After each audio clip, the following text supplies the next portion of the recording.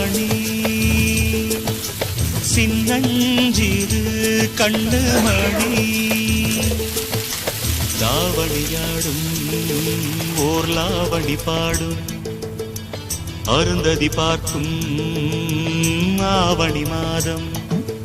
இது தினமும் தினமும் புதிதாய் தொடராதோ